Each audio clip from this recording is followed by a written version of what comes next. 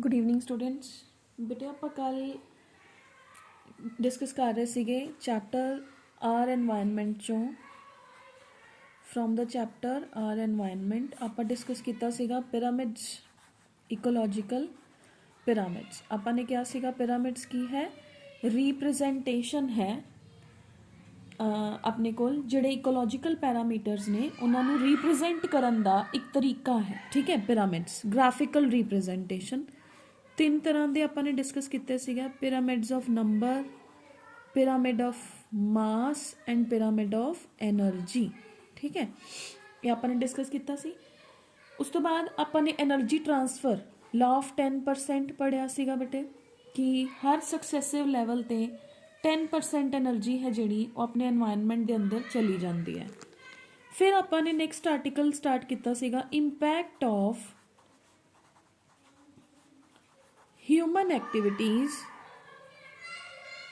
On environment के उपर human activities का की असर है, जिहदे अंदर आपने फर्स्ट पढ़िया सीगा ग्लोबल वार्मिंग। ठीक है, ग्लोबल वार्मिंग च आपने की कहा सीगा कि ह्यूमन कंटीन्यूअसली कार्बन डाइऑक्साइड का लैवल है जिहड़ा अपनी डेली लाइफ के अंदर इनक्रीज होंदा जा रहा है, जिहदे करके प्लस अपने कोल जिहड़े वहीकल्स चों समोक है जिहड़ा वो रिलीज़ हो रहा है एंड प्लस जिहड़ा पोल्यूशन है सारे मिलके की कर रहे हैं ग्लोबल लैवल ते ग्लोबल वार्मिंग मतलब अपने नेचर नू हॉटनेस वाल लेके जाना। ठीक है, नैक्सट आपने स्टडी किया सी बेटे ओजोन डिप्लीशन, जिहदे च मैंने ये कहा सीगा कि अपने अपर एनवायरनमेंट के अंदर एक प्रोटेक्टिव कवरिंग है जिन्हों आपां ओजोन शील्ड कहने आ। ठीक है, वो ओजोन शील्ड की करती है, आपको यूवी रेज तो प्रोटेक्ट करती है। वो हार्मफुल इफेक्ट्स की ने अगर ओजोन डिप्लीट होगी तो आपने कल क्या सीगा रेफ्रिजरेटर्स चों या अपने वेरीअस अप्लाइंसिस चो CFCs ने जिहड़े वो रिलीज़ होंदे ने जिन्हां दे एज ए रिजल्ट नेचर दे अंदर ओजोन है जिहड़ा उहदा लैवल डिक्रीज हो रहा है। ठीक है, उन्होंने आप कहने ओजोन डिप्लीशन, जिहदे नाल साइड इफेक्ट्स आपने कल डिस्कस किए सीगे स्किन कैंसर, कॉर्निया डैमेज। ठीक है, इस तो इलावा इम्यून सिस्टम है जिहड़ा वो अपना डिक्रीज हो जाऊगा।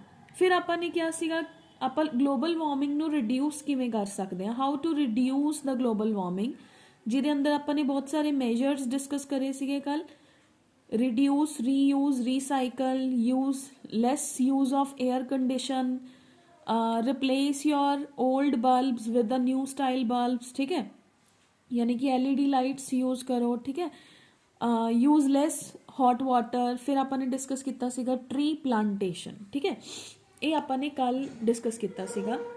अज बेटे अपने कोल नैक्सट आर्टिकल है जिन्हों आप कहने वेस्ट। वेस्ट की है बेटे ह्यूमन दी डेली लाइफ दे अंदर जो अपनी डेली लाइफ दे अंदर जो भी अपना वर्क स्टेशन तो या अपने होम चों तो बेटे अपनी डेली लाइफ दे अंदर बहुत सारा जिहड़ा है वेस्ट मटीरियल जनरेट होंदा है। ठीक है, तो आप वेस्ट किनू कहने आ जो भी चीज़ां आपने यूज़ कर लिया। फॉर एग्जाम्पल वेस्ट कई तरह का होंदा है, ई वेस्ट एग्जाम्पल दे रही हाँ मैं।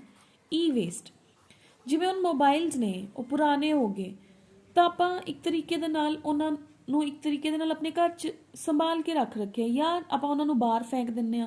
तो आप मैं सिर्फ मोबाइल की एग्जाम्पल दी, इस तो इलावा बहुत सारे इलैक्ट्रॉनिक अप्लाइंसिस ने जो कि ई वेस्ट जनरेट करते हैं। घर च जी किचन है या आप डोमैसटिक कह दें ओवरऑल तुसी नहाए वाटर वेस्टेज जनरेट होया। उस तो इलावा आप डेली लाइफ के अंदर किन्ने सारे पैकेट्स यूज़ करते हैं, उहदे चों जिहड़े उहदे रैप्स हुंदे ने रैपर्स जिन्हों आप कहने आ उन्होंने आप डस्टबिन च डंप करते हैं। ठीक है, तो वेस्ट जिहड़ा है वो बहुत बड़ी प्रॉब्लम है इन इंडिया। क्यों? क्योंकि वेस्ट जनरेट तो हो जाता है लेकिन वह प्रॉपर डिस्पोज ऑफ है जिहड़ा वो इंडिया के अंदर नहीं हुंदा। इंडस्ट्रीज़ के अंदर भी वेस्ट है जिहड़ा वो जनरेट हुंदा। तो जो भी मटीरियल जो तुसी यूज़ कर लिया उहदे यूज़ करन तो बाद जो उहदा बाय प्रोडक्ट लास्ट प्रोडक्ट जो उहदा बचिया उहनूं आपां वेस्ट कह दिंदे आ। ठीक है, वेस्ट ने जिहड़े बेटे ये दो तरह के होंगे। वेस्ट जिहड़े ने इन्हां नूं आपां दो कैटेगरीज के अंदर डिवाइड कर लैंदे आ। First we have is the biodegradable waste. Biodegradable, and second is non biodegradable waste. ठीक है, ਬਾਇਓਡੀਗ੍ਰੇਡੇਬਲ ਨਾਮ ਤੋਂ ਹੀ ਕਲੀਅਰ ਹੈ, ਉਹ ਮਟੀਰੀਅਲਸ ਜਿਨ੍ਹਾਂ ਦੇ ਉੱਪਰ ਮਾਈਕਰੋਬਸ ਨੇ ਜਿਹੜੇ ਉਹ ਰਿਐਕਟ ਕਰ ਸਕਦੇ ਹੈ ਤੇ ਰਿਐਕਟ ਕਰਕੇ ਉਹਨਾਂ ਨੂੰ ਸੋਇਲ ਦੇ ਅੰਦਰ ਹੀ ਮਿਲਾ ਦੇਣ, ਮਤਲਬ ਉਹਨਾਂ ਦੇ ਜਿਹੜੇ ਮਿਨਰਲਸ ਨੇ ਉਹ ਵਾਪਸ ਸੋਇਲ ਦੇ ਅੰਦਰ ਹੀ ਡੀਕੰਪੋਜ਼ ਹੋ ਜਾਣ, ਉਹਨਾਂ ਨੂੰ ਆਪਾਂ ਕਹਿੰਦੇ ਆ ਬਾਇਓਡੀਗ੍ਰੇਡੇਬਲ।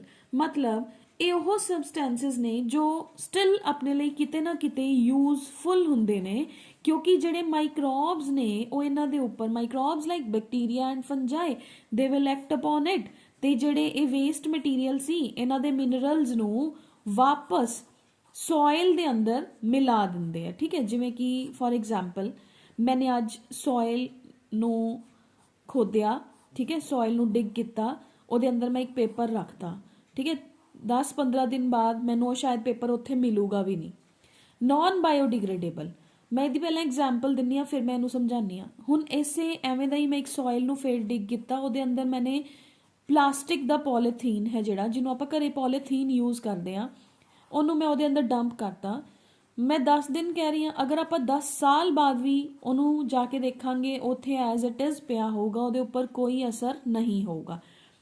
ਤਾਂ ਜੋ ਸਬਸਟੈਂਸਸ ਦੇ ਉੱਪਰ ਮਾਈਕਰੋਬਸ ਨੇ ਜਿਹੜੇ they can not act upon, ਜਿਨ੍ਹਾਂ ਦੇ ਉੱਪਰ ਮਾਈਕਰੋਬਸ ਐਕਟ ਨਹੀਂ ਕਰ ਸਕਦੇ, ਜਿਨ੍ਹਾਂ ਦੇ ਮਿਨਰਲਸ ਵਾਪਸ ਸੋਇਲ ਦੇ ਅੰਦਰ ਡੀਕੰਪੋਜ਼ ਨਹੀਂ ਹੋ ਸਕਦੇ, ਜਿਨ੍ਹਾਂ ਨੂੰ ਆਪਾਂ ਡੀਕੰਪੋਜ਼ ਨਹੀਂ ਕਰ ਸਕਦੇ, ਤਾਂ ਰੀਸਾਈਕਲਿੰਗ ਜ਼ਰੂਰ ਕਰ ਸਕਦੇ ਹਾਂ ਆਪਾਂ ਉਹਨਾਂ ਦੀ, ਬਟ ਰੀਸਾਈਕਲਿੰਗ ਦੇ ਅੰਦਰ ਵੀ ਬਹੁਤ ਸਾਰਾ ਸਮੋਕ ਹੈ ਜਿਹੜਾ ਉਹ ਜਨਰੇਟ ਹੁੰਦਾ। ਜਿਵੇਂ ਪਲਾਸਟਿਕ ਹੈ, ਉਹਨੂੰ ਬਰਨ ਕਰੋਗੇ ਸਮੋਕ ਜਨਰੇਟ ਹੋਊਗਾ, and that also leads to many of the we can say problems, pollution cause ਕਰੂਗਾ। ਠੀਕ ਹੈ, ਤਾਂ ਬਾਇਓਡੀਗ੍ਰੇਡੇਬਲ ਐਂਡ ਨॉन ਬਾਇਓਡੀਗ੍ਰੇਡੇਬਲ ਉਹ ਸਬਸਟੈਂਸਸ ਜਿਨ੍ਹਾਂ ਦੇ ਉੱਪਰ ਮਾਈਕਰੋਬਸ ਐਕਟ ਕਰ ਸਕਦੇ ਆ, ਜਿਵੇਂ ਕਿ ਕਿਚਨ ਚੋਂ ਆਪਣੇ ਵੇਸਟ ਨਿਕਲਦਾ ਹੈ, ਕਿਚਨ ਚੋਂ ਸਬਜ਼ੀਆਂ ਦੇ ਪੀਲਸ ਨਿਕਲਦੇ ਨੇ, ਤਾਂ ਉਹ ਬਾਇਓਡੀਗ੍ਰੇਡੇਬਲ ਹੈ। ਨॉन ਬਾਇਓਡੀਗ੍ਰੇਡੇਬਲ ਜਿਨ੍ਹਾਂ ਦੇ ਉੱਪਰ ਮਾਈਕਰੋਬਸ ਐਕਟ ਨਹੀਂ ਕਰ ਸਕਣਗੇ, ਉਹਨਾਂ ਨੂੰ ਆਪਾਂ ਨॉन ਬਾਇਓਡੀਗ੍ਰੇਡੇਬਲ ਸਬਸਟੈਂਸਸ ਕਹਿੰਦੇ ਆ। ਠੀਕ ਹੈ, ਜਾਂ ਵੇਸਟ ਕਹਿੰਦੇ ਆ।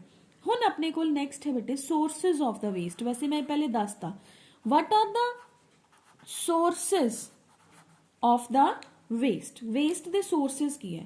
ਤੁਹਾਡਾ ਹੋਮ ਵੇਸਟ ਦਾ ਸੋਰਸ ਹੈ ਹਨਾ, ਡੋਮੈਸਟਿਕ ਵੇਸਟ ਹਨਾ, ਤੁਹਾਡੇ ਕਿਚਨ ਚੋਂ ਕਿੰਨੇ ਸਾਰੇ ਪੀਲਸ ਨਿਕਲਦੇ ਹੈ, ਉਹ ਤੁਹਾਡੇ ਵੇਸਟ ਦਾ ਇੱਕ ਜ਼ਰੀਆ ਹੈ। ਉਸ ਤੋਂ ਇਲਾਵਾ ਇੰਡਸਟਰੀਜ਼ ਨੇ ਜਿਹੜੀਆਂ ਕਮਰਸ਼ੀਅਲ, ਜਿਵੇਂ ਜਿੱਥੇ ਮੀਟ ਦੀ ਫਾਰਮੇਸ਼ਨ ਹੋ ਰਹੀ ਹੈ, ਜਿਵੇਂ ਦੇਖੋ ਕਿੰਨੇ ਸਾਰੇ ਅੱਜ ਕੱਲ੍ਹ ਆਹ ਬ੍ਰਾਂਡਸ ਨੇ ਜਿਹੜੇ ਉਹ ਖੁੱਲ ਚੁੱਕੇ ਨੇ ਹਨਾ, 버ਗਰ ਬਾਰਸ ਨੇ, ਤਾਂ ਉਹਨਾਂ ਚੋਂ ਕਿੰਨਾ ਵੇਸਟ ਹੈ ਜਿਹੜਾ ਉਹ ਜਨਰੇਟ ਹੁੰਦਾ ਹੈ। Animal waste, biomedical waste, construction, ਜਿੱਥੇ ਕੋਈ ਬਿਲਡਿੰਗ ਬਣ ਰਹੀ ਹੈ ਉੱਥੇ ਕਿੰਨੇ ਤਰ੍ਹਾਂ ਦਾ ਵੇਸਟ ਹੈ ਜਿਹੜਾ ਉਹ ਜਨਰੇਟ ਹੁੰਦਾ। ਤਾਂ ਸੋਰਸਿਸ ਆਫ ਵੇਸਟ ਕੀ ਹੋਗੇ? First is domestic waste. Domestic waste ਦਾ ਮਤਲਬ ਘਰ ਚੋਂ ਜਿਹੜਾ ਵੇਸਟ ਨਿਕਲਦਾ ਹੈ, ਠੀਕ ਹੈ, ਜਿਵੇਂ ਕਿ glass, vegetable waste, plastic waste, paper, ਜੋ ਘਰ ਚੋਂ ਜਨਰੇਟ ਹੋਇਆ। ਉਸ ਤੋਂ ਬਾਅਦ ਕਮਰਸ਼ੀਅਲ, ਜੋ ਇੰਡਸਟਰੀਜ਼ ਨੇ ਜੋ ਉਹਨਾਂ ਚੋਂ ਵੇਸਟ ਜਨਰੇਟ ਹੋਇਆ, ਉਹ ਕਮਰਸ਼ੀਅਲ ਵੇਸਟ ਹੈ। ਉਸ ਤੋਂ ਬਾਅਦ ਜਿਵੇਂ ਕਿ ਪੋਲੀਥੀਨ ਇੰਡਸਟਰੀ ਹੈ, ਕੋਈ ਵੈਜੀਟੇਬਲਸ ਨੂੰ ਪੈਕ ਕਰਨ ਦੀ ਇੰਡਸਟਰੀ, ਉਹ ਸ਼ਾਮ ਨੂੰ ਸਾਰਾ ਦਾ ਸਾਰਾ ਵੇਸਟ ਬਾਹਰ ਫੈਂਕ ਦਿੰਦੇ ਹੈ ਹਨਾ, ਤਾਂ that is also the waste. ਫਿਰ ਉਸ ਤੋਂ ਬਾਅਦ ਆ ਗਿਆ ਐਨੀਮਲ ਵੇਸਟ। ਦੇਖੋ ਵਿਲੇजेस ਦੇ ਅੰਦਰ ਜਾਂ ਜਿੱਥੇ ਐਨੀਮਲਸ ਨੂੰ ਰੱਖਿਆ ਜਾਂਦਾ, ਜੋ ਲੋਕ ਰੱਖਦੇ ਹੈ, ਉਹਨਾਂ ਦੇ ਘਰਾਂ 'ਚ ਦੇਖੋ ਕਿੰਨਾ ਸਾਰਾ ਕਾਊ ਡੰਗ ਜਾਂ ਬਫਲੋ ਡੰਗ ਹੈ ਜਿਹੜਾ, ਉਹ ਆਪਣੇ ਕੋਲ ਐਨੀਮਲ ਵੇਸਟ ਹੈ। ਸਟਰੀਟਸ ਦੇ ਅੰਦਰ ਦੇਖੋ ਕਿੰਨੀ ਪਰੇਸ਼ਾਨੀ ਕ੍ਰੀਏਟ ਕਰਦਾ ਐਵੇਂ ਦਾ ਵੇਸਟ ਹੈ ਨਾ, ਸਮੈਲ ਕ੍ਰੀਏਟ ਕਰਦਾ ਹੈ। ਈਵਨ ਉਹਨਾਂ ਦੇ ਉੱਪਰ ਆ ਕੇ ਮੱਛਰ ਮੱਖੀਆਂ ਬੈਠਦੀਆਂ ਨੇ ਤਾਂ ਡਿਜ਼ੀਜ਼ਸ ਵੀ ਕਾਜ਼ ਕਰ ਸਕਦਾ ਹੈ। ਬਾਇਓਮੈਡੀਕਲ ਵੇਸਟ, ਬਾਇਓਮੈਡੀਕਲ ਮਤਲਬ ਜੋ ਹਸਪੀਟਲਸ ਚੋਂ ਬੈਂਡੇजेस ਵਗੈਰਾ ਰਿਲੀਜ਼ ਹੁੰਦੀਆਂ ਨੇ, ਜਿਵੇਂ ਕਿ ਸਰਜੀਕਲ ਸਿਰਿੰਜਸ ਨੇ, ਡਰੱਗਸ ਨੇ ਐਕਸਪਾਇਰੀ, ਜੋ ਕਿ ਇਨਫੈਕਸ਼ਨ ਕਾਜ਼ ਕਰ ਸਕਦੀਆਂ ਨੇ, ਤਾਂ that is biomedical waste. Construction waste, ਜਿੱਥੇ ਕੋਈ ਵੀ ਆਪਣੇ ਕੋਲ ਲਗਾ ਲਓ ਕਿ ਕੁਝ ਬਣਨ ਦਾ ਕੰਮ ਚੱਲ ਰਿਹਾ ਹੈ ਨਾ, ਸੀਮੈਂਟ ਉੜਦਾ ਹੈ, ਰੇਤਾ ਉੜਦਾ ਹੈ, ਤਾਂ that is the construction waste. Sewer waste, ਜਿਹਦੇ ਅੰਦਰ ਐਕਸਕ੍ਰੀਟਾ ਆਫ ਹਿਊਮਨ, ਬਹੁਤ ਸਾਰੇ ਸੀਵਰ ਸੀਵਰੇਜ ਵੇਸਟ, ਠੀਕ ਹੈ, ਜਿਹਦੇ ਅੰਦਰ ਐਕਸਕ੍ਰੀਟਾਸ ਨੇ ਜਿਹੜੇ ਉਹ ਪਾਣੀ ਦੇ ਨਾਲ ਮਿਕਸ ਹੋ ਜਾਣ। ਉਸ ਤੋਂ ਬਾਅਦ ਆ ਜਾਓ ਜੀ ਹੈਜ਼ਾਰਡੀਅਸ ਵੇਸਟ।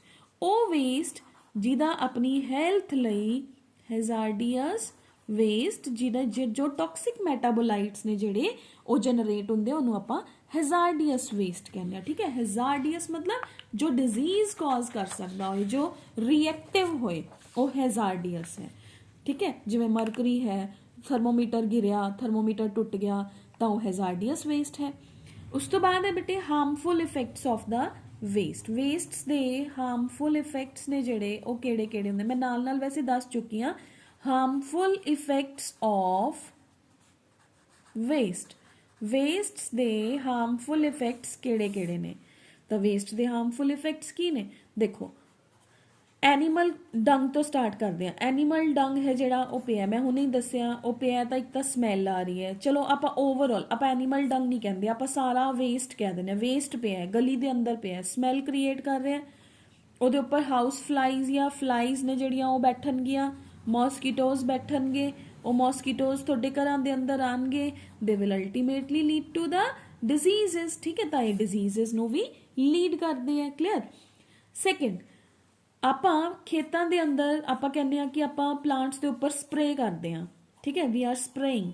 ਸਪਰੇ ਦੇ ਨਾਲ ਕੀ ਹੁੰਦਾ ਹੈ, ਜੋ ਇਸ ਪਲਾਂਟ ਦੇ ਉੱਪਰ ਸਪਰੇ ਹੋਇਆ, ਮੰਨ ਲਓ ਇੱਕ ਪੈਸਟੀਸਾਈਡ ਹੈ, ਉਹ ਪਲਾਂਟ ਦੇ ਉੱਪਰ ਸਪਰੇ ਕੀਤਾ ਗਿਆ। ਇਸ ਪੈਸਟੀਸਾਈਡ ਨੂੰ ਕਿਸੇ ਵੀ ਫਰਸਟ ਲੈਵਲ ਤੇ ਕਿਸੇ ਆਰਗੈਨਿਜ਼ਮ ਨੇ ਖਾਇਆ, ਉਹਦੀ ਬੋਡੀ ਦੇ ਅੰਦਰ ਚਲਾ ਗਿਆ। ਸਪੋਜ਼ ਪੁਆਇੰਟ 1 ਮੰਨ ਲਓ ਇਹ ਗ੍ਰਾਸਲੈਂਡ ਹੈ, ਦਿਸ ਇਜ਼ ਦ ਗ੍ਰਾਸਲੈਂਡ, ਇਹਦੇ ਉੱਪਰ ਕੋਈ ਵੀ ਰੈਬਿਟ ਹੈ ਜਿਹੜਾ ਉਹ ਇਹਨੂੰ ਖਾ ਰਿਹਾ, ਇਹਨੇ ਅੱਜ ਖਾਇਆ, ਇਹਦੀ ਬੋਡੀ ਦੇ ਅੰਦਰ ਪੁਆਇੰਟ 1 ਚਲਾ ਗਿਆ, ਕੱਲ ਖਾਇਆ, ਪਰਸੋਂ ਖਾਇਆ, ਹਫਤੇ ਤੱਕ ਖਾਂਦਾ ਰਿਹਾ, ਮੈਂ ਇਹਨੂੰ ਇਕੱਠਾ ਕਲੈਕਟਿਵਲੀ ਪੁਆਇੰਟ 7 ਲਿਖ ਦਿੰਦੀ ਹਾਂ। ਹੁਣ ਇਸ ਦੀ ਬੋਡੀ ਦੇ ਅੰਦਰ ਪੈਸਟੀਸਾਈਡ ਗਿਆ, ਇਸ ਨੂੰ ਕਿਸੇ ਫੌਕਸ ਨੇ ਖਾਇਆ, ਫੌਕਸ ਦੀ ਬੋਡੀ ਦੇ ਅੰਦਰ 0.7 ਇਕੱਠਾ ਹੀ ਚਲਾ ਗਿਆ, ਉਹਨੇ 4 ਰੈਬਿਟ ਖਾਏ ਤਾਂ 0.7 ਪੈਸਟੀਸਾਈਡ ਉਹਦੀ ਬੋਡੀ ਦੇ ਅੰਦਰ ਚਲਾ ਗਿਆ।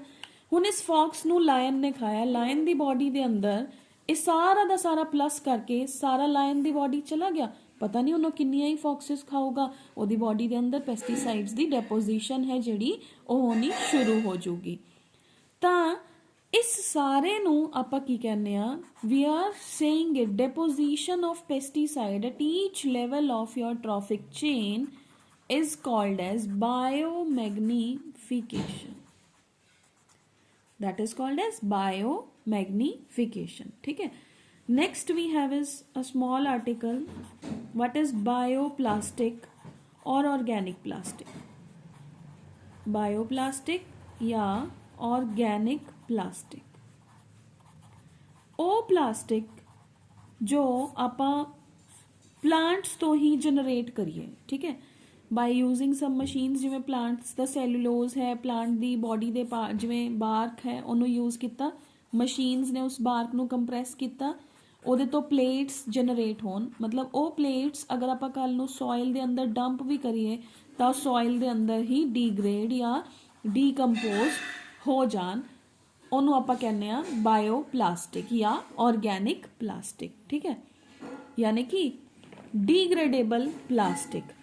ਨੈਕਸਟ ਹੈ ਬੇਟੇ ਵੇਸਟ ਮੈਨੇਜਮੈਂਟ। ਵੇਸਟ ਨੂੰ ਆਪਾਂ ਮੈਨੇਜ ਕਿਵੇਂ ਕਰ ਸਕਦੇ ਹਾਂ? ਠੀਕ ਹੈ, how to manage the waste, waste management ਜਾਂ ਮੈਥਡ। ਪਹਿਲਾਂ ਆਪਾਂ ਵੇਸਟ ਮੈਨੇਜਮੈਂਟ ਦਾ ਮਤਲਬ ਸਮਝਾਂਗੇ, ਫਿਰ ਉਸ ਤੋਂ ਬਾਅਦ ਆਪਾਂ ਵੇਸਟ ਮੈਨੇਜਮੈਂਟ ਦੇ ਮੈਥਡਸ ਦੇਖਾਂਗੇ, methods of the waste management.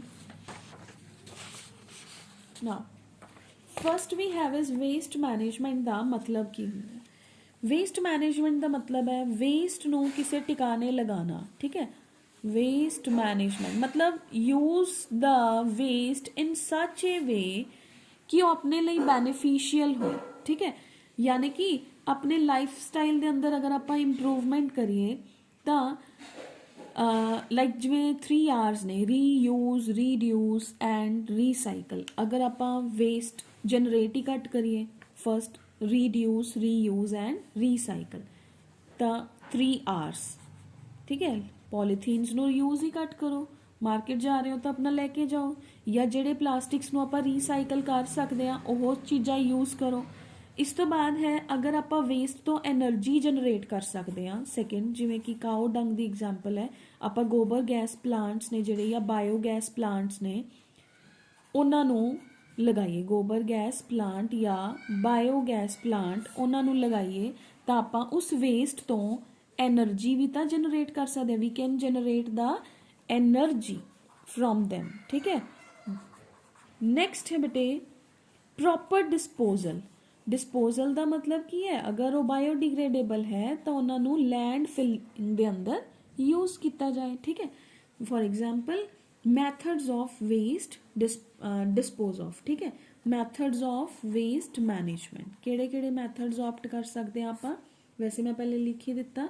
That is first of all अपने कोल की है, ਜਿਹੜੇ ਮਟੀਰੀਅਲਸ ਤੋਂ ਆਪਾਂ એનર્ਜੀ ਜਨਰੇਟ ਕਰ ਸਕਦੇ ਆ ਉਹਨਾਂ ਨੂੰ ਸੈਪਰੇਟ ਕਰ ਲਓ। ਉਸ ਤੋਂ ਬਾਅਦ ਆਪਣੇ ਕੋਲੇ ਵੇਸਟ ਨੂੰ ਜਨਰੇਟ ਹੀ ਘੱਟ ਕਰੋ। ਇਸ ਤੋਂ ਬਾਅਦ ਹੈ ਸੈਨੀਟਰੀ ਲੈਂਡਫਿਲ। ਮੈਂ ਇਹਦੇ ਚ 4th ਪੁਆਇੰਟ ਮੈਂਸ਼ਨ ਕਰ ਰਹੀ ਹਾਂ, ਇਹ ਸੈਨੀਟਰੀ ਲੈਂਡਫਿਲ।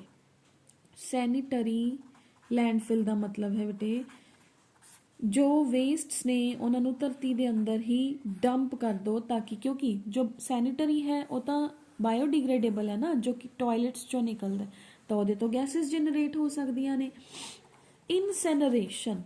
इनसैनरेटर एक मशीन होंदी है बेटे जिहदे अंदर अगर आप मैटल भी पाने आ तो मैटल बर्न हो जाता है, जिवें कि हॉस्पिटल्स के अंदर होंदे है, जिवें इंजैक्शन है उहदी सिरिंज होंदी है जिहड़ी ਉਹ ਇਹਦੇ ਅੰਦਰ ਰੱਖੀ, ਸਿਰਿੰਜ ਬਰਨ ਹੋ ਜਾਂਦੀ ਹੈ, ਬਟ ਉਹਦੇ ਨਾਲ ਸਮੋਕ ਹੈ ਜਿਹੜਾ ਉਹ ਜਨਰੇਟ ਨਹੀਂ ਹੁੰਦਾ। ਤਾਂ ਸੱਚ ਕਾਈਂਡ ਆਫ ਦਾ ਮਸ਼ੀਨਸ ਨੇ ਜਿਹੜੀਆਂ ਉਹ ਯੂਜ਼ ਕੀਤੀਆਂ ਜਾਣ, ਠੀਕ ਹੈ, ਵੇਸਟ ਨੂੰ ਜਲਾਉਣ ਲਈ, ਠੀਕ ਹੈ। ਉਸ ਤੋਂ ਬਾਅਦ ਹੈ ਸੀਵੇਜ ਟਰੀਟਮੈਂਟ।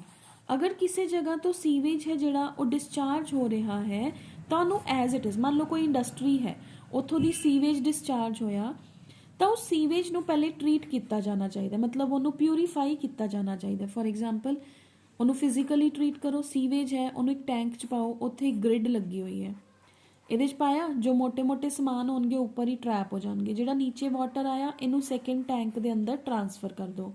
ਸੈਕਿੰਡ ਟੈਂਕ ਦੇ ਅੰਦਰ ਮਾਈਕਰੋਬਸ ਨੇ, ਉਹਦੇ 'ਚੋਂ ਯੂਜ਼ੇਬਲ ਸਬਸਟੈਂਸਿਸ ਨੂੰ ਖਾ ਜਾਣਗੇ, ਉਹ ਹੋਰ ਪਿਊਰੀਫਾਈ ਹੋ ਗਿਆ। ਫਿਰ ਉਸ ਤੋਂ ਬਾਅਦ ਥਰਡ ਟੈਂਕ 'ਚ ਟਰਾਂਸਫਰ ਕਰ ਦਿਓ। ਇਸ 'ਚ ਕੈਮੀਕਲਸ ਨੇ ਜਿਹੜੇ, ਜਿਵੇਂ ਲਾਈਕ ਕਲੋਰੀਨ ਹੈ, ਉਹਨੂੰ ਯੂਜ਼ ਕਰੋ ਤਾਂ ਵਾਟਰ ਹੈ ਜਿਹੜਾ ਉਹ ਪਿਊਰੀਫਾਈ ਹੋ ਜਾਊਗਾ। 7th है बेटे बायो रेमीडिएशन। बायो रेमीडिएशन का मतलब है वी हैव इज कि ਜਿਹੜੇ ऑप्शंस ने अपने कोल एनवायरनमेंट ਨੂੰ क्लीन करन ਲਈ, बायो रेमीडिएशन लाइक ऐसे माइक्रोब्स जनरेट किए जान या ऐसे माइक्रोब्स यूज किए जान सॉइल के अंदर नैचुरली जो कि वेस्ट ਨੂੰ अपने आप ही डिस्पोज ऑफ कर दें, दैट इज बायो रेमीडिएशन, ठीक है। तो सक्सेसफुली ऐसे मटीरियल्स ਨੂੰ ਇੰਪਲਾਂਟ ਕਰਨਾ ਚਾਹੀਦਾ ਹੈ ਜੋ ਕਿ ਵੇਸਟਸ ਨੂੰ ਖਤਮ ਕਰ ਦੇਣ, ਡੀਟੌਕਸੀਫਾਈ ਕਰ ਦੇਣ ਜਾਂ ਉਹਨਾਂ ਨੂੰ ਐਬਜ਼ੌਰਬ ਕਰ ਲੈਣ, ਠੀਕ ਹੈ। ਤਾਂ ਆਪਾਂ ਨੇ ਬੇਟੇ ਛੋਟਾ ਜਿਹਾ ਆਰਟੀਕਲ ਸੀਗਾ ਅੱਜ, ਵੇਸਟ ਕੀ ਹੁੰਦਾ ਹੈ, ਵੇਸਟ ਕਿੰਨੇ ਤਰ੍ਹਾਂ ਦਾ ਹੁੰਦਾ ਹੈ ਤੇ ਵੇਸਟ ਨੂੰ ਮੈਨੇਜ ਕਿਵੇਂ ਕੀਤਾ ਜਾ ਸਕਦਾ ਹੈ, ਠੀਕ ਹੈ। How to manage the how to manage the waste by using various criteria, ठीक है। तो ये अपना चैप्टर जोड़ा है आर एनवायरनमेंट ये फिनिश हो गया बेटे। तो तुसी अपनी जेडे तुहाडे नोट्स के पिछे एक्सरसाइजेस दित्तियां होईयां ने 1 2 and 3 वो एक्सरसाइजेस सॉल्व करो। अगर कोई भी डाउट आता है तो यू कैन आस्क मी, ठीक है। आर एनवायरनमेंट के अंदर ईजी लिंकिंग टॉपिक सीगे, food chain, food web, what is ecosystem, what are the levels of the ecosystem, फिर वेस्ट मैनेजमेंट की होंदा है, ठीक है। वेस्ट की है, वेस्ट मैनेजमेंट की है। ईजी आर्टिकल्स ने, कोई भी डाउट आता है you can ask me. Thank you.